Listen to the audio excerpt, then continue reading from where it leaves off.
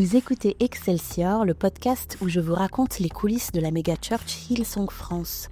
Je m'appelle Tiavina Kléber et je m'intéresse à la fois intégrée à des structures de pouvoir et de communication modernes. C'est un épisode un peu particulier aujourd'hui puisque j'ai décidé d'inviter ma famille à s'exprimer sur le sujet. Je mentionne souvent dans mes différentes interventions que j'ai été introduite à Hillsong via ma cousine Fanny. Et aujourd'hui, je reçois donc Fanny, mais aussi son frère Tony et sa mère Farah. Alors je n'ai jamais publié cette interview sur mon blog alors que je l'ai tournée cet été.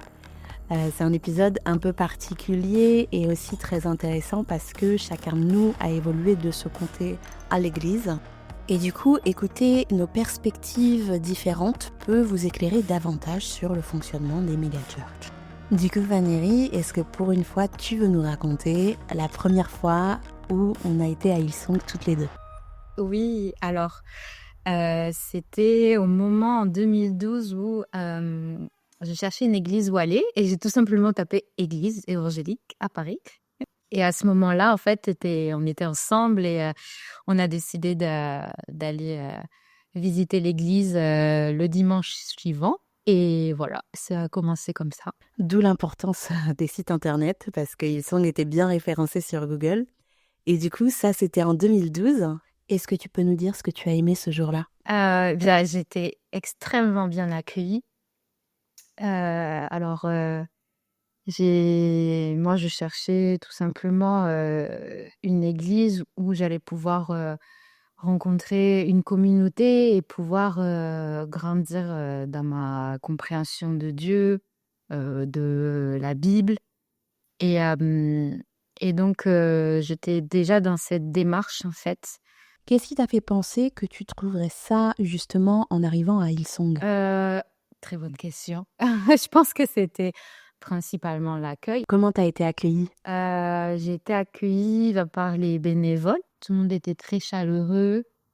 Et malgré le fait qu'il y avait énormément de monde, moi, je me suis pas du tout sentie submergée. Je trouve ça vraiment très, très beau de voir autant de personnes, justement, et autant de nationalités différentes. Il faut savoir que moi, j'ai grandi à la campagne, dans une église avec 30 fidèles, 50, non, peut-être, grand maximum. Donc, pour moi, c'était la nouveauté. C'était... Ouais, j'ai trouvé ça vraiment dynamique. Donc, à l'époque, j'étais étudiante et ouais. C'est vrai qu'on n'a pas du tout eu la même expérience, toi et moi, parce qu'on a vécu le service ensemble. Et moi qui suis très introvertie, d'avoir des volontaires qui veulent directement t'accueillir, c'est pas du tout mon truc. Et c'est vrai que c'est ça qui était assez drôle, c'est que toi, t'as été conquise dès le premier service. Et moi, en fait, j'étais en mode En fait, il y avait aussi, pour mettre un peu dans le contexte, l'été, je connaissais déjà quelqu'un qui y allait. Et donc cette personne, en fait, m'avait aussi encouragée à venir. Et donc, voilà, c'était aussi ça le contexte. Et du coup, toi, Farah, j'imagine que tu as eu un retour de Fanny. Est-ce que tu peux nous raconter un peu ta réaction quand elle te parlait du fait qu'elle ait trouvé une nouvelle église et qu'elle te raconte un petit peu son expérience? Oui, donc comme elle disait tout à l'heure, donc nous, on est dans le sud-ouest, dans une petite campagne de 24 000 personnes. On a fréquenté une église de 30 à 40 fidèles. Et en partant à Paris, donc je lui ai dit, écoute, trouve-toi une église pour moi, peu importe laquelle, c'est à toi de voir, mais trouve-toi une communauté. Et donc, voilà, elle est partie. Et un jour, elle m'avait dit, maman, ça y est, j'ai trouvé. Et je lui ai demandé, c'est quoi? Donc, elle m'a dit, c'est Hillsong. Et j'étais très contente parce que, au fait, Hillsong, moi, je l'ai connu, donc, pas en tant qu'église, mais en tant que groupe de chanteurs sur Internet, sur YouTube. Et personnellement, j'ai été très touchée par la chanson, une chanson de... comment elle s'appelle déjà ça ma question. Voilà, et voilà. Donc, je ne me rappelle pas du nom de la chanteuse, mais j'étais très touchée. Donc, je faisais un peu le lien avec ça, donc j'étais contente. Et je dis, bon, ben, ok, c'est très bien. Retourne-y, tu verras bien. Si tu es vraiment bien, c'est ok. Surtout, il faut que ça corresponde vraiment. Donc, j'étais vraiment contente qu'elle ait trouvé une église. Donc, aucune méfiance de ton côté, quoi. Pas du tout, parce que le lien, je l'ai fait vraiment, donc entre guillemets, spirituellement et émotionnellement, on va dire, par les chants que j'ai vus qui m'ont très touchée sur Internet. Et d'ailleurs, une expérience voilà, qui m'a amenée à me dire qu'au début, quand ils ont commencé à faire des messages sur la télévision, il y avait sans doute des personnes qui n'acceptaient pas ça, mais après, je me disais, les malades qui ne peuvent pas aller à l'église, c'est bien qu'ils suivent ça sur la télévision. Et puis après est sorti Internet, et puis c'est pareil, la même réflexion. Ben oui, oui, ça évolue. Donc, il y a besoin pour les gens qui sont loin, qui ne voient pas, etc., qui ne peuvent pas. Donc, voilà, trouver une communauté, pour moi, c'était très important. Donc, la suivi et j'ai insisté que, voilà, qu'il faut qu'elle soit bien, qu'elle confirme, qu'elle regarde bien et qu'elle confirme. Et j'ai demandé à un des pasteurs ici. Et par contre, de la part du pasteur, je sentais qu'il n'était pas très à l'aise quand je disais que Ofaniri a trouvé une église qui s'appelle Hillsong. Et j'ai demandé comment ça se passe, est-ce que vous connaissez un peu? Et la réponse de notre pasteur à l'époque, c'était Ah, Farah, je ne sais pas trop qu'est-ce qui se passe, quelles sont les nouvelles choses que Dieu fait, mais vraiment, je ne sais pas trop, je ne comprends pas. C'était ça avec...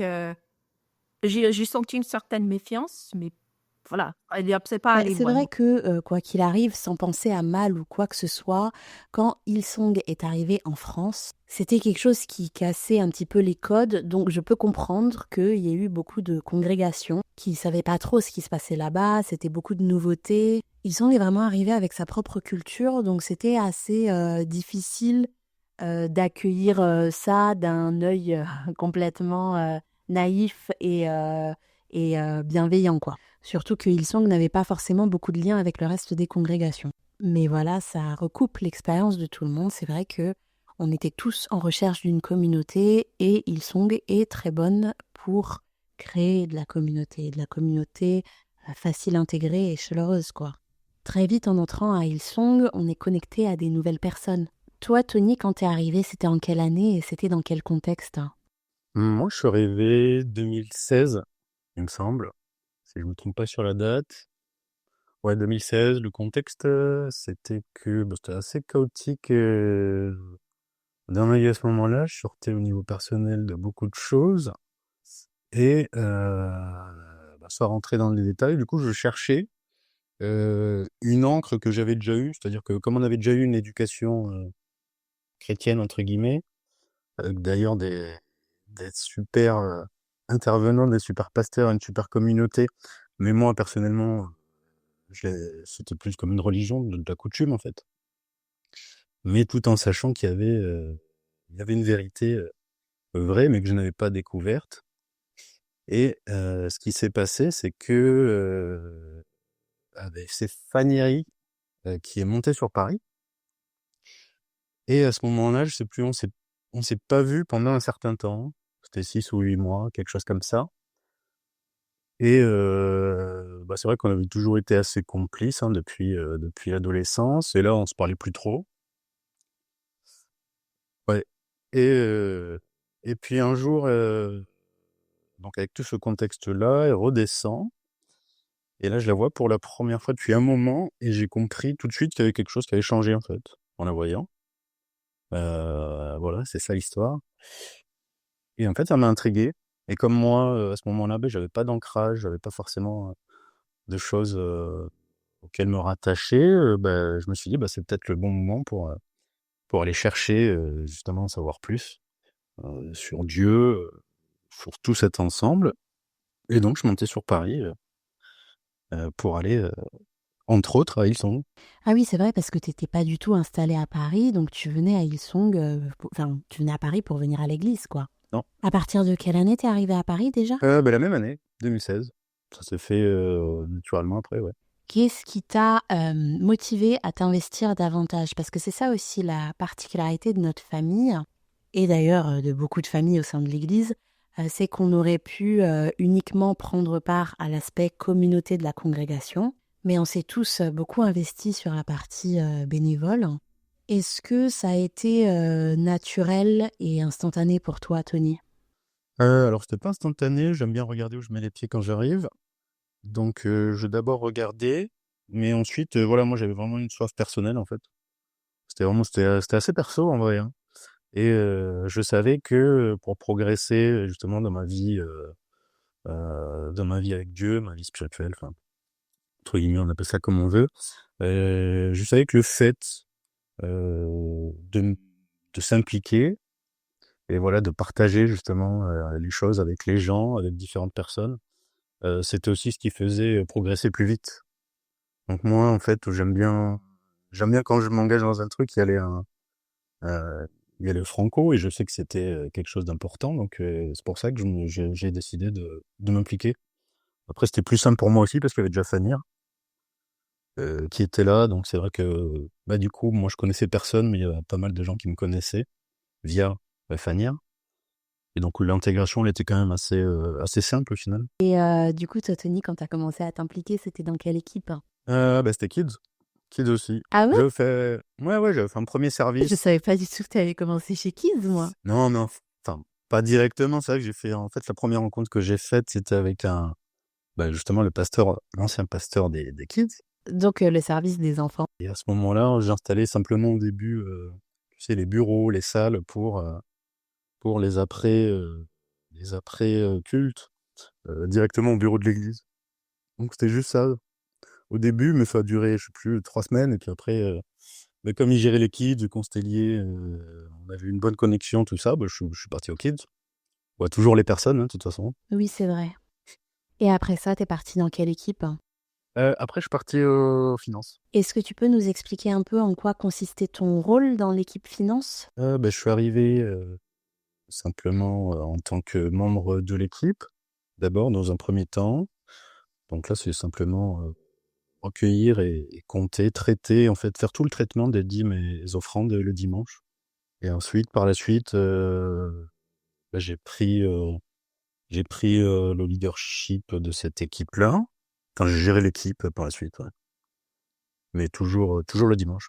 Et donc, au niveau de la gestion de l'équipe, pour ceux qui ne connaissent pas les coulisses du système Hillsong, qu'est-ce qui est attendu de toi? Déjà que le comptage soit fait, sur les différents services. Et puis voilà,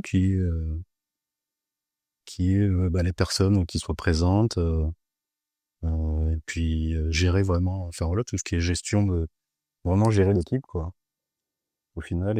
Est-ce qu'il y avait un accompagnement particulier sur le plan spirituel? Non, non, non, pas spécialement, justement. Pas spécialement, on était assez indépendants, ouais. Je vais faire quand même une petite aparté sur les finances, étant donné que j'en ai beaucoup parlé sur mon blog.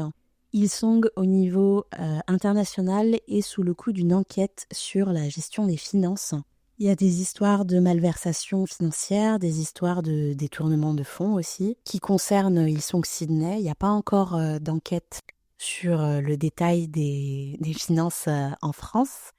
Est-ce que toi, Tony, tu peux nous dire s'il y a des choses qui permettaient de percevoir certains dysfonctionnements dans la gestion des finances de l'Église? Non, non, pas spécialement, non.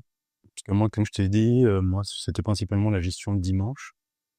Ensuite, pour tout ce qui était fonctionnement global des finances, la gestion des finances pures, en tant que telle, où est investi, où sont allouées les sommes, etc. Non, ça, j'avais pas de vision dessus.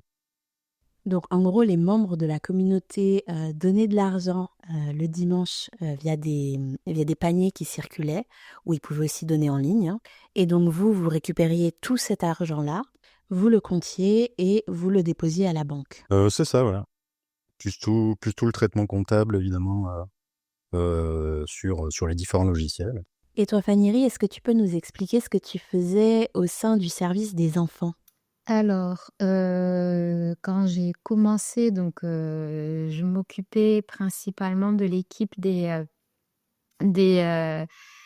des petits-enfants. Et ensuite, en fait, je servais le dimanche auprès de toutes les tranches d'âge. Et ensuite, je me suis beaucoup investie dans la gestion de l'équipe créative chez les enfants. Oui, je me souviens, on se croisait du coup quand on faisait les Kids Festival, hein, parce que moi j'étais dans l'équipe créative également. Et c'était un peu le moment où nos mondes s'entrechoquaient. Et c'est vrai que Tony a raison sur quelque chose. Le fait de s'investir en tant que bénévole, c'est quelque chose qui t'immerge très vite dans la communauté. C'est quelque chose qui te permet d'évoluer plus rapidement, à la fois sur le plan spirituel, sur le plan personnel, mais aussi sur le plan je dis pas qu'on fait carrière chez Hillsong, mais c'est vrai que plus tu sers, plus tu gagnes la confiance des gens et plus tu progresses dans la structure. C'est pas commun dans toutes les églises et du coup, toi, Farah, ça a dû t'étonner un peu de voir l'implication de tes enfants. Du coup, comment est-ce que tu as réagi, toi, en voyant ça en tant que mère? Alors, moi, personnellement, déjà, je suis quelqu'un de très social. Et j'aime beaucoup être avec les gens. Et pour Tony, j'étais très contente parce que Tony, avant, il était très solitaire. Et donc, je trouvais ça vraiment comme un point très positif, l'ouverture aux gens, de faire des choses avec les gens. Pour Fanny,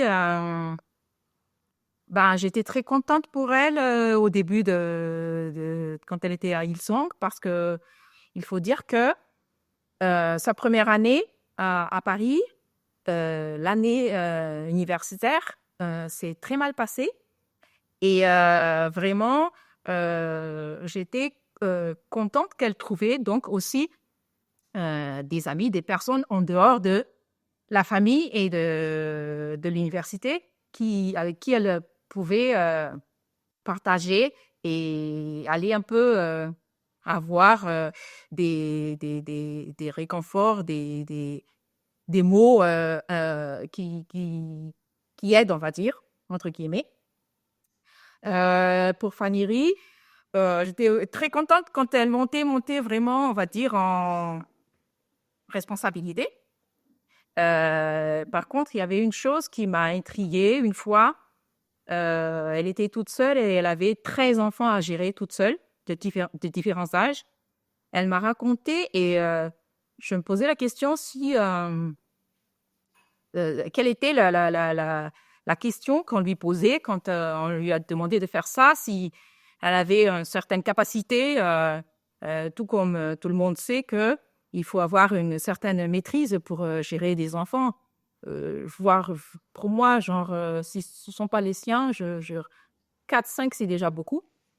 Et donc, un dimanche, quand elle m'a raconté ça, j'étais outrée. J'étais pas contente du tout parce que je me disais, non, là, ça va pas. Oui, c'est l'église, mais gérer des enfants, 13 enfants toute seule, non. C'est vrai que du coup, aujourd'hui, quand on prend de la perspective et qu'on relie notre expérience de bénévole, on portait beaucoup. À partir de quel moment, Fanny, t'as commencé à sentir que c'était peut-être trop? En fait, pour moi, ça n'a jamais vraiment été trop parce que je savais mettre des limites dès que je sentais que j'avais pas la capacité. Donc, en fait, je disais non quand je pouvais pas, tout simplement. Je pense aussi que c'est important de pouvoir avoir du temps pour soi, pour les autres activités. En fait, ce que je faisais, c'est que aussi dès qu'on me demandait des nouvelles responsabilités, je m'assurais que par derrière, je sois formée et suivie. Et si c'était pas le cas, je disais non, tout simplement. Que ce soit à toi ou aux autres personnes de ton équipe, dans quelle mesure est-ce que tu penses que ce qui était demandé aux volontaires était acceptable? En fait, comme il y avait beaucoup de choses à gérer et on nous encourage aussi à constamment améliorer les choses, etc. En fait, par derrière, il faut aussi mesurer les choses qui sont à mettre en place.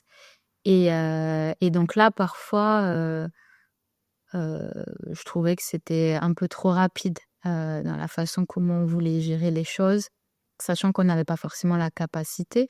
Donc là, c'était vraiment, plutôt dans une optique, toujours de gestion, de tâches, En gros, tout allait trop vite en fait. La croissance n'était pas forcément maîtrisée. En tout cas, oui, à mon époque, oui, c'était ça. C'est à la fois une bonne chose, mais en même temps, en parallèle, moi, avec le recul, euh, ce que je me dis, c'est que, ben, là, pour les personnes qui nous écoutent, c'est que c'est une bonne chose, mais en même temps, si on a une responsabilité, si on a des responsabilités, il faut toujours s'assurer que les équipes peuvent porter ce qui va être demandé, parce qu'il faut partir de la réalité, en fait. Il ne faut pas partir d'un idéal, il faut partir de la réalité. Et si on se ment sur la réalité, en fait, on va ouais, c'est comme ça qu'on peut commencer à épuiser les équipes et s'épuiser soi-même, et cetera. Et donc, et là, je tiens à faire un petit, comment dire? Disclaimer, que c'est pas une question de pas avoir, assez la foi, ou, je sais qu'on peut parfois penser que, il faut peut-être prier plus, ou que sais-je. Mais en premier, je pense aussi qu'il faut déjà prendre soin de ce qui est là, donc des personnes qui sont entre nos mains, du matériel qui est là aussi entre nos mains, et partir à partir de ce qui est là, en fait. Voilà. Et toi, Tony, est-ce qu'à un moment, tu as trouvé que le service, c'était devenu trop? En termes d'engagement? En termes d'engagement sur ta vie personnelle ou pour l'équipe en général? Non, non, pas du tout, jamais, puisque ouais, même principe. Même principe, si tu veux, c'est que en fait, je m'engage où je peux m'engager et où je veux. Donc au final, même si bien sûr, en fait, on viendra t'en demander plus si tu dis pas non. Voilà. Donc au Et du coup, tu final, avais du mal à dire non? non, justement, parce que moi, c'est ce que j'ai instauré. Déjà, c'est ce que je m'instaure pour moi-même. Donc il y a des choses que j'ai refusées. Enfin, il y a plusieurs. Sans rentrer dans les détails, que ce soit des événements, un poste ou une occasion supplémentaire de servir ou quoi. Non, il y a plein de choses où j'ai su dire non, que ce soit ponctuel ou sur des choses qui prendraient plus de temps. Donc, au final, une fois que tu as dit non la première fois, ça c'est important. Bien sûr, en âme et conscience avec toi-même, c'est-à-dire tu sais ce que tu peux donner, tu sais les efforts que tu peux faire. Donc si tu peux t'engager plus, bah tant mieux, puis fais-le, enfin choisis. Mais si tu peux pas, voilà, il faut savoir dire non. Une fois que j'ai dit non, une fois que les gens ont compris, en fait, si tu veux, qu'en un certain sens, bah, j'avais mes propres limites, enfin, en fait, je me gère moi-même. Si tu veux, bah, une fois que les gens avaient compris ça, bah, au final, je pouvais bah, être moi-même. Puis gérer mon temps comme je souhaite. Et c'est ce que j'ai instauré aussi dans mon équipe. C'est-à-dire que moi, les premières choses que je disais, bon, ce qui était pas forcément préconisé, mais moi, ce que je leur disais, surtout quand j'avais des nouvelles personnes, d'autant plus que là, c'était une équipe avec un domaine qui était assez particulier pour recruter. Il fallait qu'on ait des gens de confiance. Et voilà, c'est assez difficile de savoir à qui on va faire confiance pour l'argent ou pas, c'est toujours un sujet. Et bah, quand j'avais une personne que je pensais qui pouvait nous aider, intégrer l'équipe, c'est toujours ce que je disais, ou même les équipes en place, c'est-à-dire, ben, en fait, si vous pouvez pas venir, que ce soit pour tel ou tel événement que vous avez d'autres, que ce soit pour un anniversaire ou peu importe, ou même si aujourd'hui ben, vous êtes fatigué, ben, en fait, dites-le moi en fait. Tu vois, enfin, je veux dire, vous sentez pas, vous culpabilisez pas pour ça. Enfin voilà, moi, ça change rien de mon avis sur vous. Enfin, d'ailleurs, de notre amitié, parce qu'au final, on est tous amis, on l'est resté d'ailleurs. Et au final, voilà, moi, je voulais instaurer justement cette liberté-là, ce qui faisait que bah, les gens, bah, au final, venaient quand ils pouvaient. il s'impliquait comme il le souhaitait, et on avait une super rotation au final. On avait une super rotation, ça s'imbriquait bien, et puis voilà, super équipe en vrai, et non, il n'y a jamais eu d'épuisement, en tout cas. Est-ce que tu Ouais. trouves que tout le monde jouissait de cette même liberté, de cette capacité à mettre des limites? Je pense que c'est très lié à nos tempéraments personnels et aussi au fonctionnement de l'équipe. Mm. Est-ce que tout le monde était égaux au sein de la Exactement, communauté ouais. de l'Église pour pouvoir dire non? Non, je pense pas, mais pour les deux raisons que tu as dit. C'est-à-dire que oui, d'une part, on peut demander plus. Enfin, l'Église ou les responsables dans les églises peuvent demander plus. Ça, c'est une chose. Mais après, moi, je pars toujours du principe que, bah, en fait, tu es responsable de toi-même. Donc, quand tu arrives, je veux dire, peu importe qui est la personne en face, si tu te mets de côté pour la personne en face, enfin, si tu prends pas soin de toi-même, bah, c'est là que le danger commence, en fait. C'est là que ça commence. Et donc, oui, d'où l'importance. Après, voilà, ça dépend de la vision que chacun, bah, déjà de lui-même, de la foi, enfin, de tout ça. C'est-à-dire que, bah, en fait, c'est sain de dire non, c'est sain d'être ferme, en fait. C'est sain d'être ferme. Donc voilà. Mais c'est juste que pour moi, il y a aussi l'autre aspect qui est c'est quoi la conséquence du non au sein de la communauté? Mm. Dans le sens où certains moyens de coercition dans les communautés en général, hein, pas juste à Hillsong, c'est que des fois, quand tu dis non, du coup, t'es un peu plus mis de côté, t'es moins bien intégré.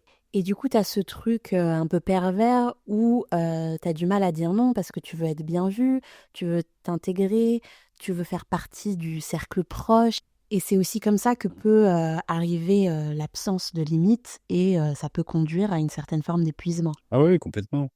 Complètement. Mais ça, c'est propre encore une fois, je pense que c'est propre à chacun.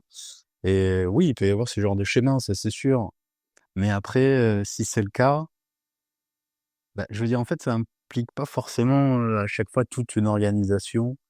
Ça peut être, enfin, c'est à la personne au final, je trouve. Même si ça peut se retrouver de manière majoritaire dans une organisation, que ce soit une église ou une entreprise ou peu importe.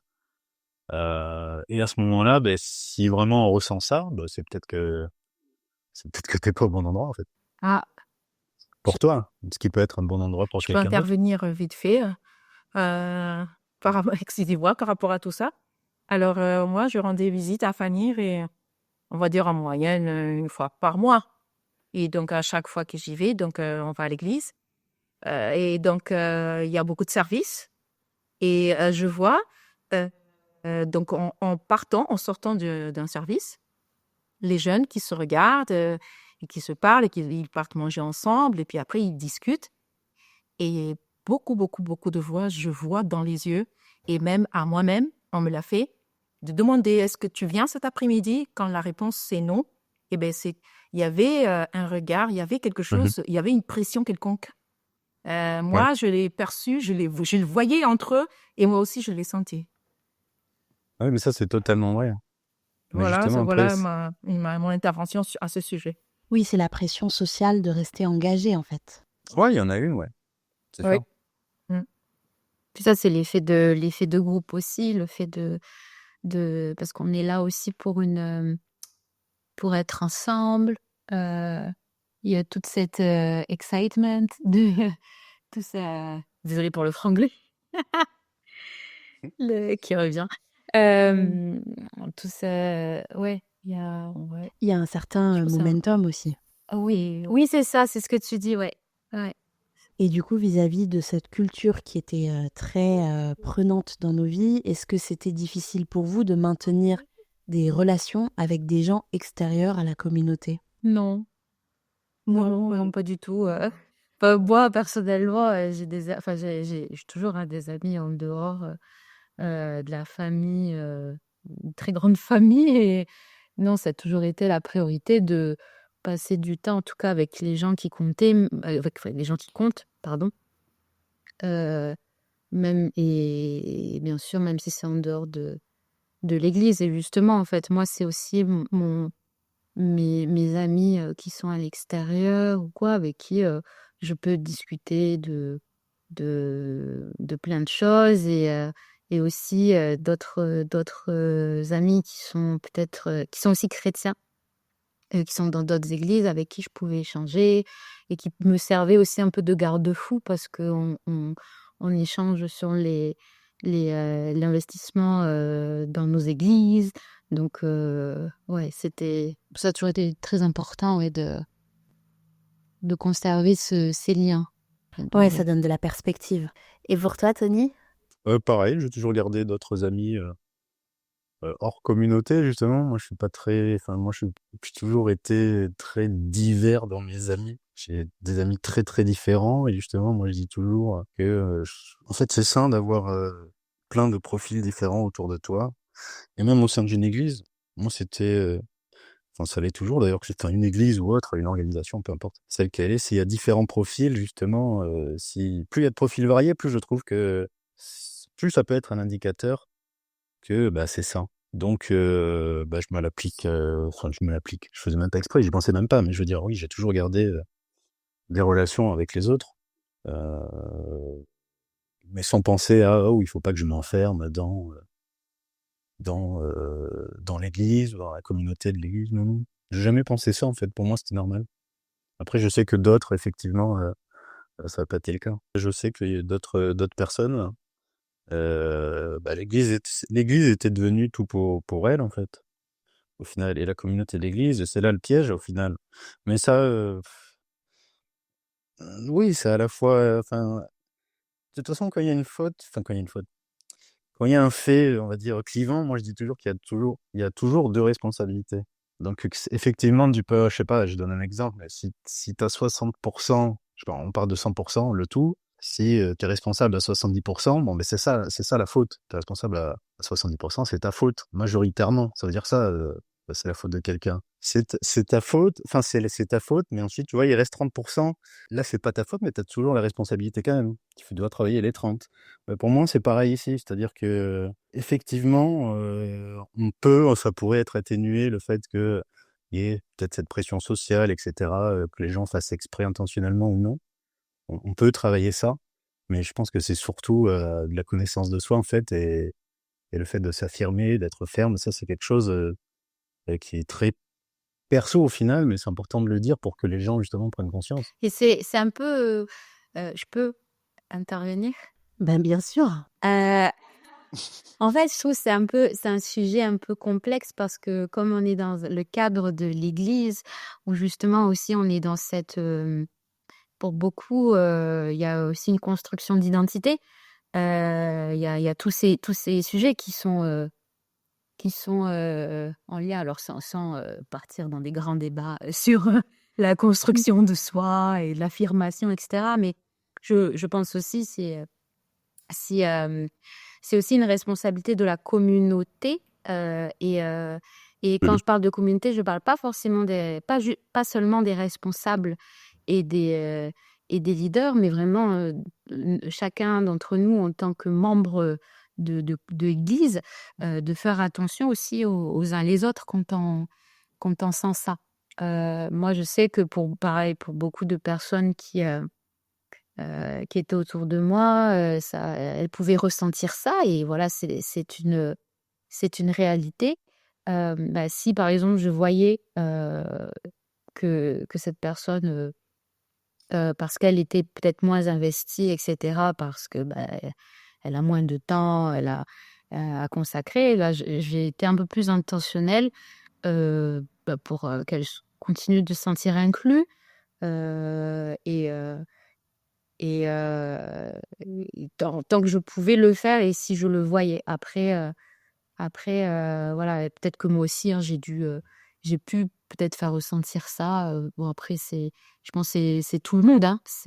Mais je précise aussi que c'est un peu la responsabilité de chacun, sans forcément avoir de titre ou de rôle. Oui, le bien-être spirituel, personnel de chacun, ça reste une responsabilité collective, et ce, à partir du moment où on se fait appeler une communauté. Mais c'est aussi vrai que la notion d'enfermement, c'est plus facile du coup de tomber dedans dans ces communautés-là, étant donné qu'avant le Covid, on avait beaucoup d'événements. Pour certains, c'était assez facile de passer sa vie à l'église du coup. C'est vrai que lundi, normalement, c'est le jour off des employés de l'église, donc du coup, normalement, il se passe pas grand-chose ce jour-là. Mais le mardi soir, t'as Evening College, des cours de leadership, des cours bibliques, ce genre de choses. Le mercredi, t'as Connect Group, donc les groupes de maison. Le jeudi, t'as les Team Nights, donc les moments, les services spéciaux pour l'équipe créative. Le vendredi, t'as les Sisterhood.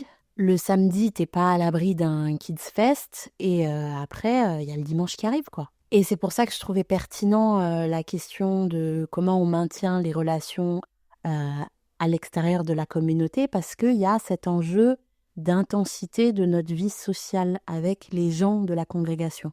Notre vie est très facilement happée par l'Église et c'est vrai que, bon, je suis d'accord avec Tony sur le fait que c'est une question personnelle en fait de gérer, mais je peux comprendre le fait qu'on puisse se laisser happer. Et donc aujourd'hui, on a tous quitté l'Église et pareil, à des périodes assez différentes. Valérie, est-ce que tu veux nous raconter à partir de quel moment est-ce que ça allait moins bien de ton côté? Je pense comme chacun, en fait, l'Église a connu pas mal de difficultés. Et en fait, moi, c'est quand je commençais à perdre confiance, en fait, dans le leadership. Mais je vise pas forcément, je vise pas quelqu'un, je vise un ensemble je parle du système. Et en fait, moi, je me suis posé, voilà, moi, je me pose une question très simple. De toute façon, il y a aucune église parfaite, il y aura toujours des dérives, enfin, il peut toujours y avoir des dérives, dans n'importe quelle église. Mais moi, je me suis posé une question, je me suis dit: «Moi, je vais à l'église pour apprendre de Dieu». C'est ça le but. Bien sûr, il y a la communauté et cetera.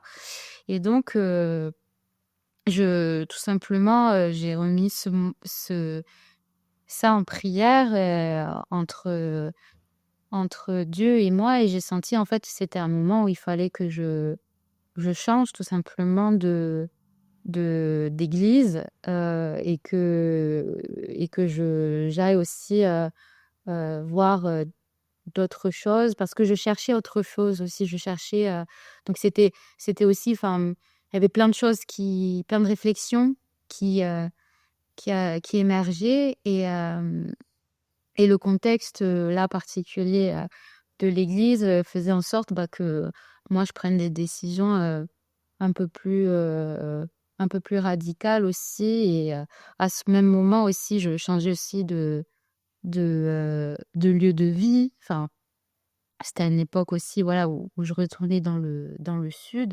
Oui, il y a eu plein de nouveaux facteurs, quoi. Voilà, en fait, voilà, il y avait plein de choses, mais ça a été vraiment aussi cette question de bon, de toute façon, je voyais qu'il y avait plein de choses qui se passaient, qui m'échappaient. Et je suis revenue un peu à quelque chose de simple. Je dis: «Moi, je peux pas tout connaître, mais là, concrètement, qu'est-ce que qu'est-ce que j'attends d'une église? Est-ce que j'apprends de Dieu?» Avec bien sûr, j'avais des aspirations et tout sur, la façon comment, je voulais apprendre, de Dieu et tout. Et donc c'est toutes ces réflexions qui m'ont amenée à partir. Et ouais. Il y a quand même un voile qui s'est levé à partir du moment où tu n'arrivais plus à faire confiance à l'institution. Est-ce que tu peux me dire concrètement quelles sont les choses qui ont commencé à te faire douter de l'institution? C'est un ensemble, c'est des choses qui se sont cumulées. Je pense que ce sont pas mal de choses qui se sont cumulées où en fait aussi je me posais la question à moi-même, est-ce que je veux, continuer de faire partie de ça? Est-ce que c'était un événement particulier ou est-ce que est-ce que c'était des questions d'intégrité? Est-ce que c'était des questions de gouvernance? C'était des questions de culture? C'était plus la question de culture. Parce que en fait, quand on est dans une organisation, quand on est dans une grande organisation, quelle qu'elle soit, un système est mis en place. Et le système, fait qu'effectivement, on va voir, des valeurs qui ressortent. Et ensuite, une culture, en ressort. Et comme je commençais à ne plus être, d'accord avec ça, avec tout ce qui la culture, parce qu'une culture ne se décrète pas, hein. Une culture, c'est vraiment les répétitions de donc même s'il y avait des choses, qui étaient annoncées pour qu'il y ait du changement et cetera, je me disais, Est-ce que tu peux nous donner des éléments concrets de la culture qui te posaient problème? par exemple, là, on parlait du fait on parlait des événements. Là, tout à l'heure, tu as énuméré tous les événements qui se passaient et le fait qu'on avait, du coup, enfin, on avait beaucoup de temps à consacrer à l'église et tout. Et moi qui faisais à l'époque partie soit de Connect Group ou d'équipe, je trouvais que, par exemple, on mettait plus d'importance à l'époque, hein, sur le fait d'enchaîner les événements plutôt que d'avoir une vie chrétienne basée sur comment dire, un rythme où tu as le temps en fait d'étudier, de mûrir ouais, donc vraiment l'étude, d'étudier, de faire mûrir en fait la parole. Je suis d'accord et tout, c'est une très bonne chose, hein, de constamment avoir des messages, des prédications, etc. C'est une très bonne chose. Mais ça, pour moi, ça allait trop vite en fait dans le fait d'avoir une culture qui est beaucoup dans la quantité de choses. C'est vrai qu'on avait un rythme d'événements assez soutenu, mais après c'est quelque chose d'assez compréhensible. En tout cas dans le système Megachurch, étant donné que ce sont les événements qui amènent les dons. Tu prends l'année 2019 à Hillsong, c'était l'année où on a fait le plus d'événements, et tu regardes aussi, c'est l'année où on a fait le plus d'argent. Du coup, sans excuser le phénomène, à partir du moment où tu as besoin de beaucoup d'argent pour maintenir une grosse structure, ce qui est logique, c'est pas normal, mais c'est logique qu'on mette en place autant d'événements. Quand on parle de culture, on parle également d'être confronté à la manière dont les gens sont traités autour de nous. J'ai mis en avant via mon blog des faits de maltraitance. Est-ce que c'est des choses dont toi, tu as été témoin? Tu parles pour moi? Oui. Alors dans le blog, c'était les histoires. J'étais témoin, mais je voyais pas. Enfin, alors du coup, je sais pas si j'étais témoin, parce que je le voyais pas. Pour moi, j'étais pas assez, enfin, j'étais pas assez investie pour voir ça de mes propres yeux. Moi, j'ai toujours eu des échos et je voyais enfin, moi, je voyais un peu l'atmosphère qu'il y avait. Donc à l'époque, c'était ça en fait. Je voyais juste l'atmosphère et c'est ça qui me faisait poser des questions. Et C'était quoi l'atmosphère si tu la décrivais?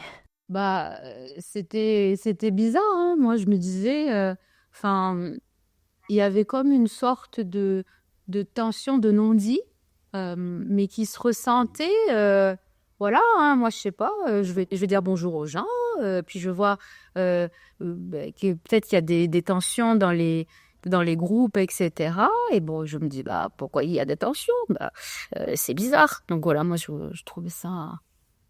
Je trouvais qu'il y avait une sorte de non-dit, mais qui était parfois permanent. Et donc, c'est ça, voilà, qui me faisait poser des questions. Donc, une atmosphère assez lourde où tu voyais justement que c'était assez pesant et qu'on n'arrivait pas à dépasser ça, quoi. Oui, c'était ça, mais enfin, ce que je sentais, c'était aussi, c'était quand même, c'était pas des choses ponctuelles, c'était un peu sur du long terme. Et donc, c'est là aussi où Les problèmes structurels, quoi. exactement. Donc, c'est là aussi où moi, je me posais des questions de est-ce que c'est non dit, parce qu'on le ressent, hein, je veux dire, que ce soit dans une église ou autre part, hein, dans n'importe quelle organisation, tout le monde a déjà expérimenté ça au travail, par exemple. Tu te dis, ok, là en plus on est à l'église, on est censé parler des choses de façon transparente, ouverte et aussi conserver notre lien. Ok, donc une atmosphère assez lourde où tu voyais justement que c'était assez pesant et qu'on n'arrivait pas forcément à dépasser ça, quoi. Voilà, quand je parlais de culture, ça par exemple, c'est quelque chose que je trouvais pas normal. Et je dis pas qu'on ne doit pas avoir de crise. Bien sûr. Je veux dire, dans n'importe quelle organisation, il y a des crises, il il y a des choses où tout le monde n'est pas d'accord et encore heureux. Mais par contre, quand je sens que il y a pas vraiment de confiance ni de lien et que moi je suis sous cette subordination, je me dis bon, C'était des problèmes structurels, quoi. Le manque de transparence était assez problématique. Et toi, Tony, du coup, ça a été quoi le moment où tu t'es dit il y a quelque chose qui va pas? Il y a quelque chose qui va pas au moment où je pars. Bah, clairement, les deux sont liés. Oui, c'est vrai. Mais c'est vrai que quand tu arrives à l'église, tu as cette espèce de honeymoon phase, cette excitation de rejoindre un truc, cet enthousiasme, ce momentum. C'est quoi les éléments que tu voyais qui posaient problème et qu'on n'arrivait pas à résoudre? Qu'est-ce qui m'a poussé au final à me détacher puis à partir? Deux choses. Déjà, la première, c'est personnel. C'est-à-dire que, oui, il y a les gens, tout ça, c'est bien, on est une communauté. Mais le plus important, au final, c'est de progresser dans ta relation avec Dieu, dans ta connaissance de Dieu, de toi-même, etc. Et voilà, tout ça, c'était nouveau pour moi. Donc, en fait, cet environnement-là, je l'ai trouvé très bien pour un début. Ce que beaucoup, d'ailleurs, disent. Mais par la suite, une fois que, tu sais, sans qu'il y ait forcément d'étapes très prédéfinies, de steps à accomplir, entre guillemets, dans une vie chrétienne ou pas, en fait, au bout d'un moment donné, si tu veux, je sentais que on restait trop à la surface au final. Que ce soit dans les contenus, dans le message. Mais la base était excellente. La base était vraiment bonne. Quand tu es nouveau chrétien, c'est vraiment super pour avoir les connaissances de base qu'il faut et pour avoir aussi des amis. Moi, je pense que ça, c'était top. Moi, ça m'a beaucoup aidé, en tout cas, dans le cheminement. Et donc, oui, ça, c'était vraiment la première raison. C'est que, ah là là, là, je sens que, oui, ce message-là, en fait, beaucoup de fois, vers la fin, j'étais frustré, au final, à la fin de n'importe quel message, au final. Tu vois, c'est-à-dire que, c'est super, ok, le titre, il est super, et après, ouais, mais, je sais pas, on peut aller plus loin, non? Enfin, tu vois. Donc voilà, ça, c'était la première chose. Mais, enfin, voilà, je sais pas si ça peut exister, une église qui traite, entre guillemets, vraiment de façon dense, à la fois, enfin, de la première étape, entre guillemets, où tu deviens nouveau chrétien jusqu'à, jusqu'à ce que tu sois vraiment ultra mature. Je pense que c'est très difficile en même temps. Donc ça, c'est normal aussi. En même temps, je suis pas sûre Voilà, qu'on est censé passer toute notre vie dans la même c'est église. ça. je pense pas qu'il y ait de... Oh pardon, j'ai complètement pris la parole. Mais je pense pas il y a pas de règles. Et puis encore Non. qu'il y ait plusieurs églises. Et justement, s'il y a plusieurs églises, moi je pense que aussi, c'est parce qu'il y a... Encore mieux. c'est parce que de toute façon, il y a Dieu dans chaque église. Et donc, c'est aussi un cheminement personnel dans sa connaissance de Christ. Et puis tu vois, en fait, au fur et à mesure...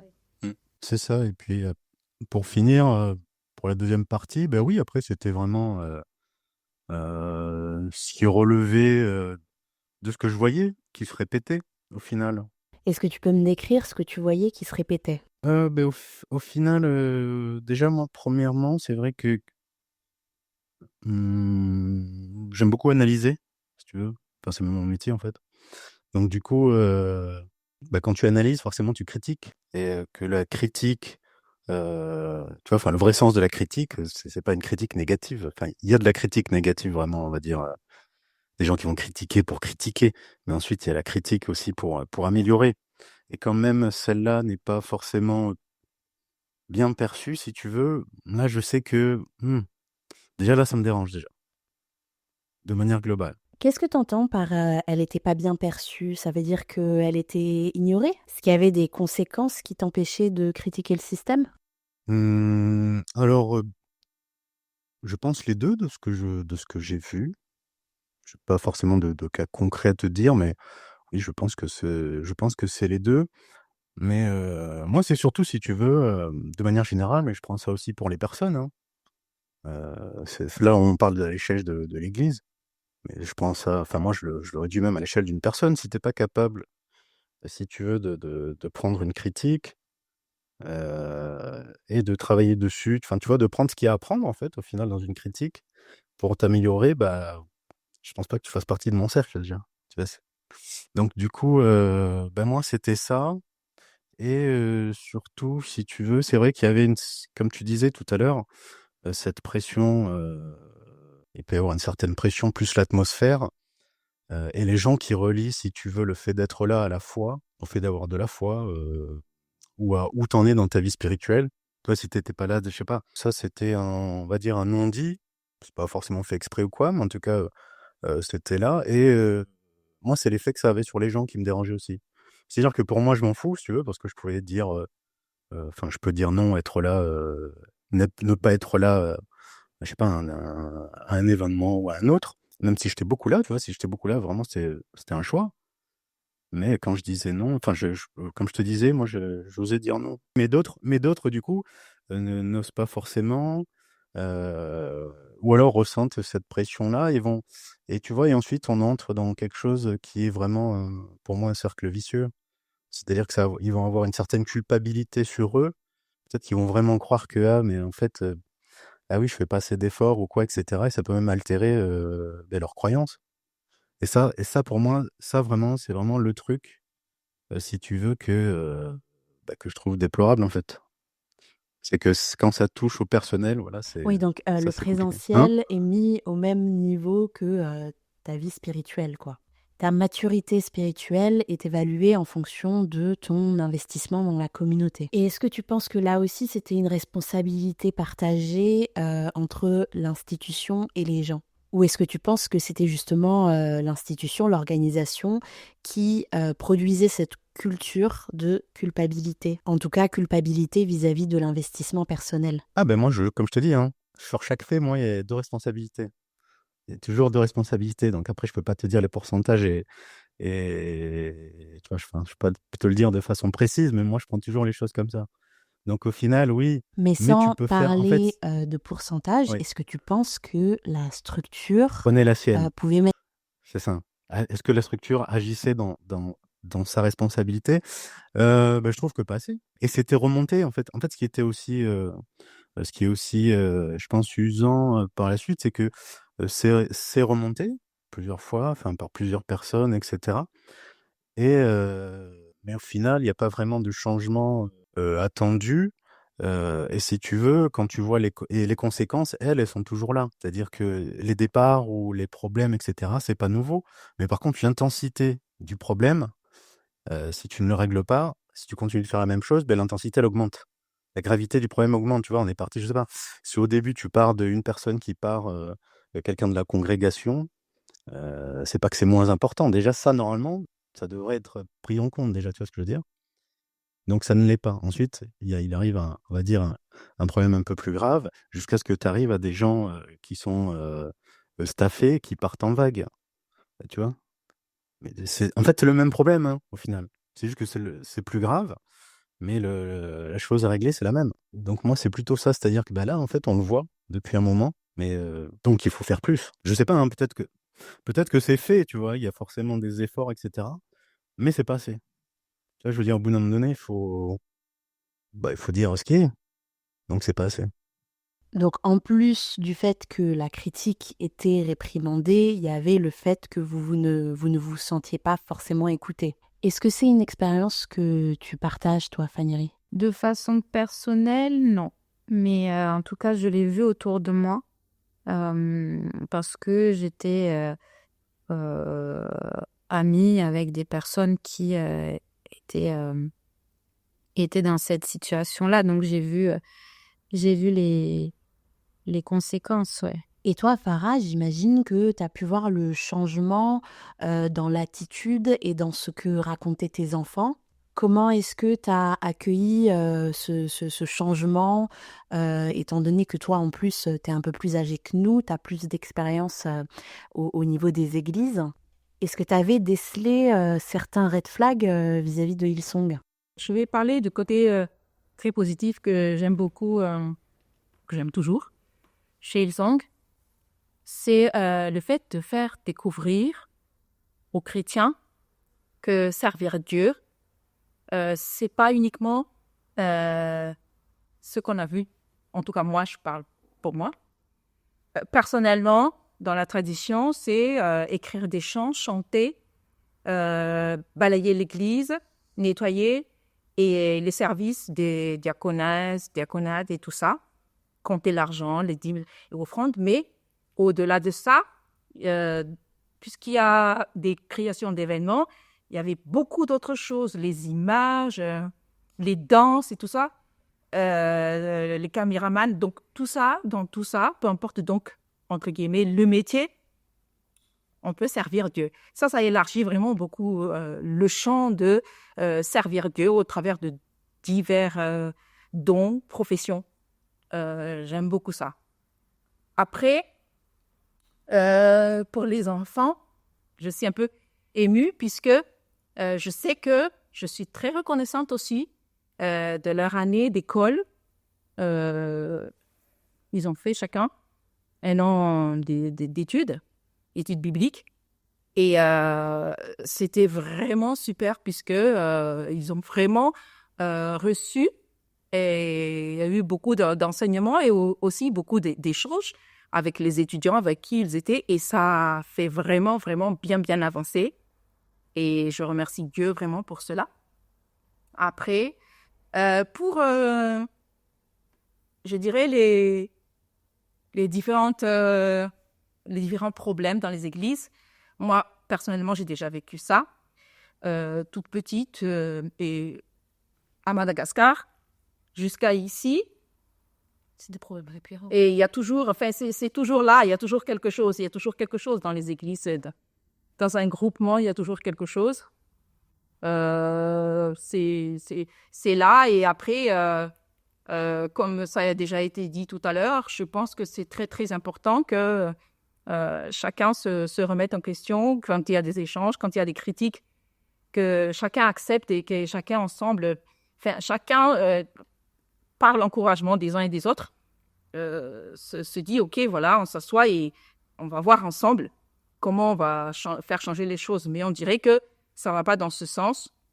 Bon, peut-être que c'est de l'utopie, c'est de l'idéal, mais ça n'existera nulle part. Après, pour moi, dans les églises, d'après ce que j'ai compris, il y a plusieurs services qui doivent être présents dans une église, plusieurs services à la fois.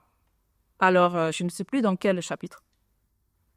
Mais Tony, peut-être que tu te souviens, il doit y avoir le service de prophétie, il doit y avoir le service d'enseignement, c'est dans Éphésiens. Il y a 4 ou 5 services. Et donc, là, je vais un peu loin peut-être dans ma réponse, mais je parle un peu de l'idéal, de ce qui est écrit dans la Bible, c'est que dans l'Église, il doit y avoir ces services-là pour faire mûrir l'ensemble. Et donc, quand une église commence, il y a une révélation ou un appel ou juste un cœur qui veut monter.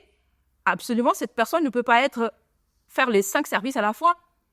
Ça peut être qu'un seul. Donc, s'il est pasteur, et donc après, petit à petit, il va faire appel à ceux qui sont prophètes et à ceux qui sont... voilà, c'est pour qu'il y ait les 5 services. Et donc, au bout d'un moment, dans une église, il doit y avoir les 5 services. Donc, si on veut faire grandir les chrétiens, donc dans une église, il doit y avoir ces 5 services. Après, pour les enfants qui ont quitté l'église, donc pour moi, c'était pas, on va dire, très perturbant puisque moi-même, j'ai vécu des problèmes dans des églises, et j'ai quitté des églises, donc voilà, ça c'est récurrent, on va dire. Ce que je déplore, c'est il y a vraiment des grosses blessures personnelles au niveau des gens. Heureusement, je touche du bois, pas chez les miens, quoique je vois ils ont su se protéger. Et je crois leur plus aussi, c'est que ils n'ont pas commencé à connaître, à avoir soif de Dieu quand ils sont arrivés là, ils ont déjà eu leur éveil à la fois, on va dire, bien avant d'arriver à Hillsong. Donc ça, c'était pour moi un avantage, c'est mon analyse. Hein. Et puis aussi l'histoire de l'Église, parce que quand je dis qu'on a déjà vécu des séparations avec les églises, eh ben, leur grand-mère, ma mère et la mère de mon mari, ben, ont été très maltraités à l'église. Et ça, ils le savent. Donc voilà, c'est des choses qu'ils ont déjà entendues aussi même dans notre propre famille. Mais ça n'enlève pas vraiment les grosses blessures qu'on voit. Ça fait mal de voir les gens qu'on aime. On a eu des amis à Hillsong qui ont vraiment été très, très, très blessés. Je me souviens, une fois, on était ensemble à regarder en live une vidéo de Sisterhood. Et il y avait une membre de l'église Hillsong qui était là. Et elle était en pleurs. Elle racontait les soucis des échanges qu'elle a avec le bureau et tout ça. Mais en pleurs, mais quelqu'un qui souffrait vraiment. Je dis, mais c'est à ce point. Évidemment, elle n'a pas tout dit, puisque c'est quand même, voilà, elle est restée quand même toujours dans le respect et tout, et elle n'a pas tout raconté, mais elle souffrait, la personne. Bon, au niveau des miens, franchement, Dieu merci, s'il n'y a pas énormément de conséquences je vois quoi, c'est triste de les voir partir, mais il y avait des soucis et tout ça, mais bon, c'est la vie. Ben, c'est tout ce qu'on espère vraiment, c'est que ben, quand on quitte une église, c'est pas forcément parce qu'il y a des gros problèmes, quoi. Mais On a bon. tous quitté l'église et c'est vrai qu'on n'a jamais vraiment débriefé tous ensemble chacun de notre expérience. Et c'est vrai que quand j'ai lancé mon blog, déjà, je vous en ai pas parlé. Et j'ai commencé à raconter des choses qui se passaient en coulisses auxquelles vous n'aviez pas forcément assisté. Est-ce que Fanny, tu peux commencer à me raconter comment tu as vécu la découverte de ces nouveaux éléments? Parce que c'est vrai qu'au final, quand on est dans l'église, on n'a qu'une toute petite perspective de ce qui se passe véritablement. On n'a qu'une seule facette, en fait, de l'organisation. Et ce que j'essaye de donner, c'est une vision de la grande image à tout le monde. Qu'est-ce qui t'a choqué, toi, Fanny, du coup, et comment ça a affecté ta perception de l'église? Ben moi, c'était... Bon, comme j'avais déjà quitté l'église et tout, donc pour moi, c'était juste ça mettait juste, en fait, des choses concrètes sur les choses que je pressentais. Donc, le fait de lire les témoignages, le fait de voir... d'avoir plus de précision sur comment les choses étaient structurées, ça amène aussi, enfin déjà, tu te dis, bon, tu comprends un peu mieux. Et je pense que c'est important de comprendre parce que peut-être qu'on va dire oui, même par rapport à ton blog, ah oui, c'est pas une bonne chose de mettre ça en public, etc. Mais il faut quand même se dire que il s'agit c'est pas juste une organisation, c'est une famille spirituelle. Donc c'est pas juste quelque chose comme ça. Et oui, on ne doit pas savoir. Non, je pense que quand tu es impliqué, et tu es impliqué vraiment émotionnellement, ta vie, enfin, ta croissance spirituelle aussi, elle est impliquée, tes amis, et puis tous les membres de l'Église avec qui tu grandis sont impliqués dans cette organisation. Bah oui, c'est important. Ce que j'entends du de coup, c'est que tu comprendre. n'étais pas forcément surprise de ce que tu as appris. Non, j'étais pas forcément surprise, je comprenais mieux parce que de toute façon, plus une organisation est grande, plus c'est complexe aussi, que ce soit dans les prises de décision, etc. Donc tout part aussi de la structure. C'est en ça en fait. Mais après, pour moi, c'est en fait c'est une église mondiale, oui, mais après il y a notre église locale. Et donc, moi, ce qui m'intéresse, c'est qu'est-ce qui se passait concrètement là où on était investi. C'est pas juste, voilà, comme je disais, un endroit où on vient et puis on est, comment dire, on est indifférent, non. Et donc, pour moi, voilà, c'est important de de savoir, tout simplement, parce que c'est quand même des années où tu es investi enfin, où j'étais investie. Donc, je pense que c'est et pour moi aussi, s'il y a des personnes qui écoutent, qui faisaient partie de la congrégation ou qui font partie de la congrégation, c'est important d'être au courant pour aussi se positionner, tout simplement. Donc, pour moi, de lire ces sujets-là, ça ouvre aussi la conversation. C'est un point de départ pour moi, d'avoir aussi des réflexions.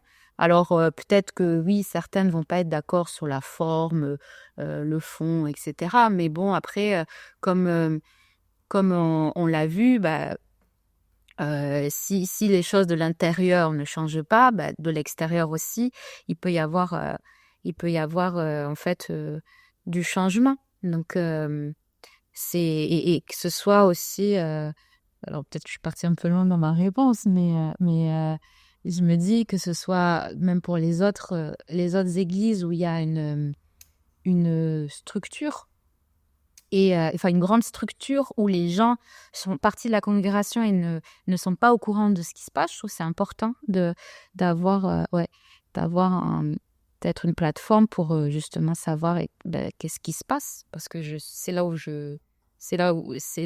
c'est cet endroit que j'appelle ma famille, c'est l'endroit où je grandis, enfin voilà, où je suis investie, et pas que moi. Et pour toi, Tony, est-ce que ça a suscité de la surprise? Comment est-ce que ça a refaçonné ta perspective sur ton expérience à Hillsong? Non, je n'ai eu aucune surprise, hein. Aucune surprise. Après, j'ai appris des choses parce que tu es journaliste et tu as bien fait ton travail. Donc oui, Ah bah effectivement, t'es gentil. je connaissais pas tous les détails, donc là, ça te permet d'en savoir plus, d'avoir plus d'infos. Mais non, je n'étais pas vraiment surpris. Et pour ce qui en est de comment les choses sont reçues, justement, je trouve que, comme j'ai dit tout à l'heure, si tu veux, c'est-à-dire que quand la critique, elle est constructive et elle vise à faire bouger, à améliorer les choses au global, alors c'est bien de la faire, au final, tout simplement. Je veux dire, moi, je trouve, enfin voilà, je vois pas comment on peut regarder et dire que tu critiques pour critiquer gratuitement, tu vois. Voilà, tout simplement. Donc en vrai, même si forcément, tu sais, tu es impliqué, tu as été aussi impliqué émotionnellement, nous tous, donc on est tous biaisés au final, mais c'est pas pour autant, si tu veux, faut faire confiance aux gens. Si par exemple là on discute depuis tout à l'heure, je veux dire, euh, effectivement on n'est pas des saints, loin de là, mais je pense pas que ce soit que tout soit incohérent dans ce qu'on dit. Donc, tu vois, je veux dire, si tu fais confiance aux gens, tu vois, d'autant plus que si tu les nommes, si tu as des personnes que tu nommes leaders, c'est ce que tu attends d'eux, tu vois, qu'ils soient responsables et si tu veux, qu'ils puissent aussi apporter des idées, des nouvelles idées ou critiquer ce qui est en train d'être fait. C'est comme ça qu'on avance. La contradiction, tu vois, fait avancer. Ça rejoint ce que disait maman tout à l'heure par rapport au ministère. Si tu veux, c'est pour ça, chacun est différent.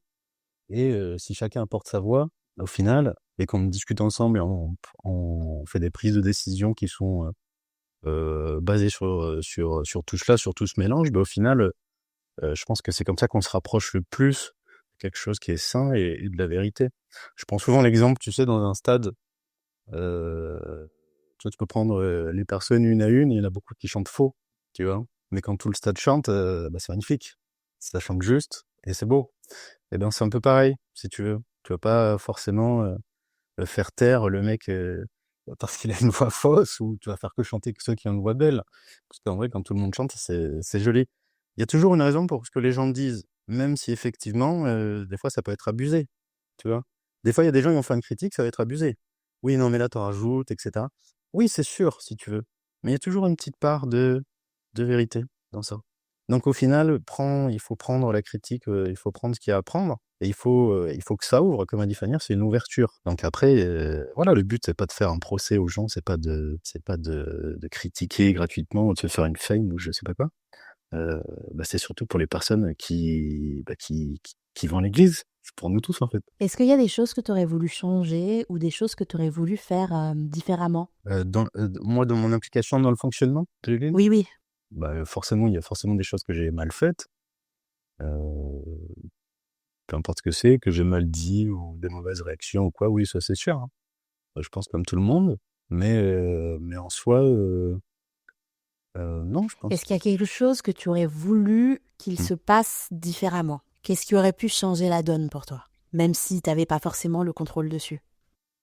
Ah, ce qui aurait pu changer la donne, mais justement, c'est ça, je pense que euh, c'est ce fait de participer, en fait.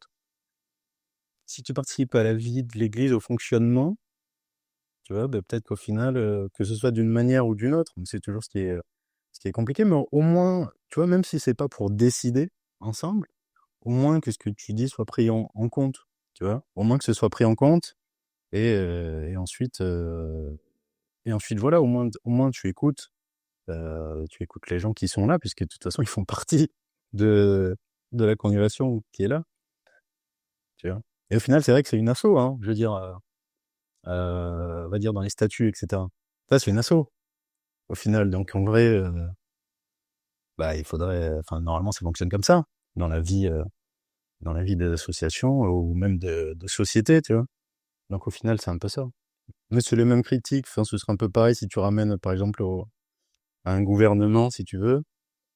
Au final, tu es quelque part un petit peu actionnaire dans un sens de l'État, puisque tu payes des impôts et que enfin, tu vois. Il y a une certaine Il devrait redevabilité. y avoir effectivement. Oui, voilà, au moins au niveau des informations ou de ce que les gens disent. Écouter ce que les gens disent ou au niveau de donner des infos. Je dis pas de tout donner, tu vois. Moi, je suis pas forcément pour ça, être tout donner jusqu'au moindre détail, puisque si tu veux, sinon, on s'en sort pas si tout le monde décide pour tout. C'est compliqué, mais au moins que voilà, mais au moins que effectivement les gens, enfin surtout quand il y a une récurrence, si tu veux, dans ce qui est dit, que ce soit positif ou mauvais. Et s'il y a une récurrence, c'est que peut-être il y a une question à se poser, tu vois. Moi, c'est surtout ça. Toi, Fanny, c'est quoi la chose que tu aurais voulu voir pour changer la donne? Ou est-ce qu'il y a quelque chose que tu aurais fait différemment? Je vais répondre comme Tony, hein, il a tout dit. Pour moi, c'est ce qui aurait pu être différent à l'époque. Aujourd'hui, je ne sais pas ce qu'il en est, mais d'avoir en tout cas l'ouverture dans la conversation, et quand il y a conversation, que les avis soient pris en compte. Et tout part de là au final. Parce que, enfin, je pars d'un principe que quand on se fait confiance, la confiance implique le fait d'ensuite, tu vois, trouver des solutions pour qu'il y ait un changement, et donc, mais un changement aussi qui soit permanent, parce qu'il peut y avoir des momentum pour pouvoir changer les choses. Euh, euh, Si je prends dans le cas, par exemple, dans une organisation, on va se dire, allez, on se regroupe, on trouve des idées, etc., pour changer les choses dans le positif, tout ça. Mais tout part en fait d'une réalité. Et en fait, si cette réalité-là, elle n'est pas entendue, c'est compliqué de changer les choses. Donc, pour moi, et j'espère que c'est comme ça aujourd'hui et que ce sera comme ça par la suite, que les réalités, elles soient entendues et prises en compte. Donc, après, comme Tony, voilà, pareil, moi, j'ai fait des erreurs. Je pense que aussi, vu que je faisais partie d'un système, quand je disais pas forcément les choses, quand je pouvais les dire. Ah oui, ça, c'est une chose aussi que j'aurais pu faire différemment. Il y a des choses où je sais que peut-être que je pouvais dire, en tout cas, ne pas être silencieuse. Après, l'impact que ça aurait pu avoir, je ne sais pas qu'est-ce qu'il en est, mais c'est pas très français là ce que je viens de dire. Mais,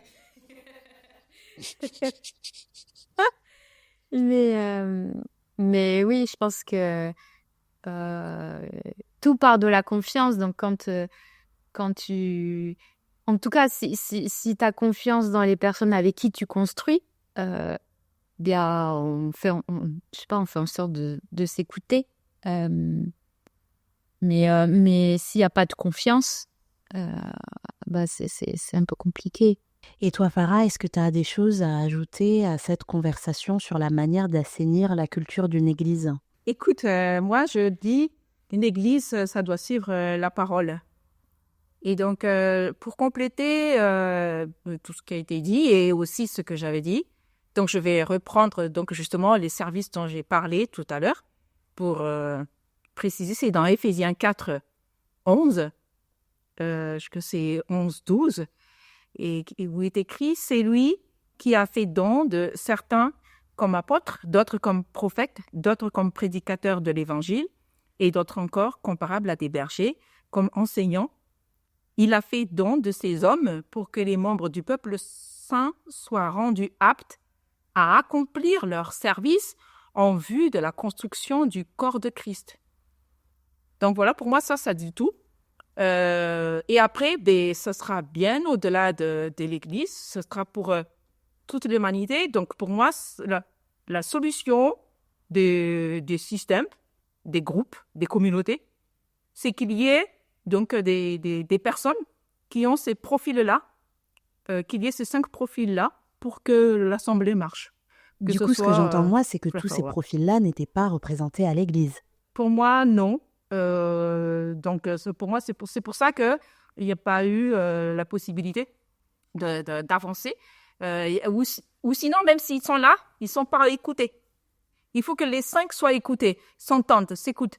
Parce qu'il faut ces profils-là, ça fait 4 ou 5 là, si c'est écrit dans la parole, c'est que c'est la vérité. Et donc, c'est ce que l'Église doit suivre, quoi. Est-ce que je peux ajouter quelque chose? J'allais justement vous demander quels sont les profils qui n'étaient pas représentés selon vous, Tony et Fanny.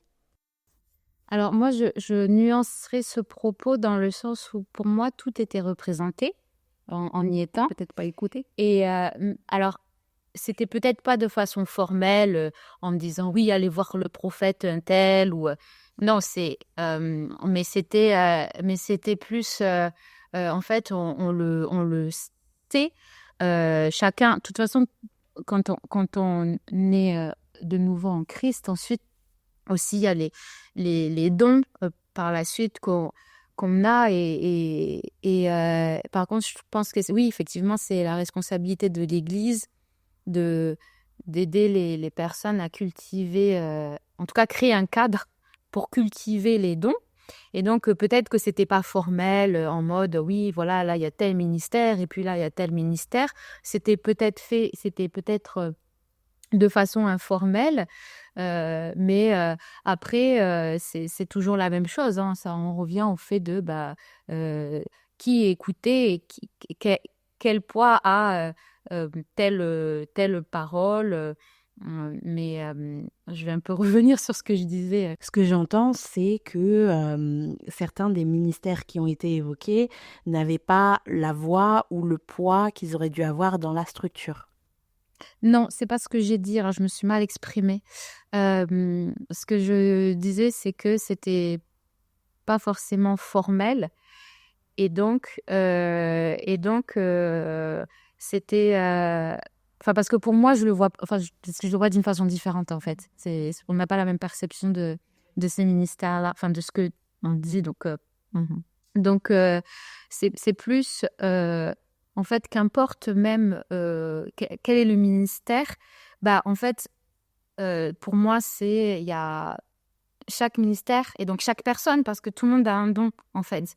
Tout le monde a un poids, enfin, tout le monde a quelque chose à dire, et donc ça revient, enfin, si on en revient vraiment à la première chose, c'est l'histoire de se considérer et de s'écouter. Et donc oui, peut-être que là on va le formaliser, mais c'est ça l'écoute, enfin. Donc il faudrait que tous les ministères soient écoutés, et donc considérés, formalisés. Et en allant plus loin que ça, les ministères, c'est qui ? C'est les personnes. Donc c'est, pour moi, tout part de là. Mm. Ouais. Toi, t'en penses quoi, Tony? Attends, si j'ai compris ce que tu as dit, c'est qu'il faut d'abord que ça parte du niveau personnel, c'est ça? Mais oui, c'est que déjà, chacun d'entre nous, on puisse déjà se considérer, s'écouter. Et ensuite, bien Oui, sûr voilà, qu'il y a c'est les ça. dons. Les dons sont là. Et donc, si déjà, on s'entend pas, si déjà on ne s'écoute pas, que tu dises que là tu as une telle prophétie ou que tu as le ministère, oui, de l'enseignement, etc. Euh, c'est compliqué si déjà on ne s'écoute pas. Parce que, je veux dire, de façon formelle, les choses étaient là, enfin, et le sont. Il y a de l'enseignement, enfin, moi en tout cas, j'étais avec des personnes aussi, bien sûr, qui prophétisaient, et tout le monde aussi peut prophétiser, je parle un peu loin. Les personnes aussi qui sont pasteurs, donc où est-ce que je voulais aller? Ce que j'ai Est-ce l'impression que tu non, dis, non, Fanny, c'est que écoutez, c'est les vrai. gens étaient là, les dons étaient là, mais ils n'étaient pas considérés et entendus en tant que personnes, quoi. Voilà. Oui, donc voilà, voilà, c'est le point que je. Désolée d'insister, hein, mais qu'importe le ministère, si déjà on ne s'écoute pas, c'est compliqué de faire revenir le Oui, voilà, ministère. c'est ça. Enfin, c'est. C'est bien ce que j'ai Non, mais compris. c'est vrai. Alors oui, peut-être qu'on va dire parce que c'est le pasteur ou c'est le prophète, donc on va plus s'ouvrir l'oreille. Mais excusez-moi, qu'importe la personne qui entre dans l'Église, elle a son importance, elle a sa valeur. Et c'est à l'Église de créer ce cadre-là pour révéler et en tout cas faire mûrir ce don et ce ministère qu'elle a en elle. Et donc, du coup, toi, Tony, c'est quoi ta perspective vis-à-vis de ça? Bah, c'est la même chose, hein. Comme je te en fait, je me rends compte que depuis tout à l'heure, tu vois, au final, je reviens toujours à la même, à la même chose que j'essaie de développer, tu vois? Quand je te dis que tout part du fait que, bah, tu peux écouter, que ce soit une critique positive, négative, enfin, que tu peux écouter les gens, tout simplement, on peut résumer ça à ça. Bah, tout part de là, en fait, hein. Moi, je pense que vraiment c'est ça, c'est véritablement ça. Et après, naturellement parlant, bah, forcément, si tu écoutes les gens, bah, dans les gens, il y a il y aura les 5 ministères, tu vois? Mais voilà, c'est vrai que si tu le fais pour le faire, c'est comme toute chose que tu fais pour faire. Si tu fais juste pour faire et que ça remplisse bien les statuts, bah, ça changera pas grand-chose non plus, au final. Si c'est la nuance qui a voulu être apportée. Je pense que c'était ça. Donc, mais oui, effectivement. Si après je sais pas, une f je pense qu'ils étaient tous là aussi, mais voilà, si l'écoute n'est pas là, bah, peu importe qu'ils soient là ou non, au final.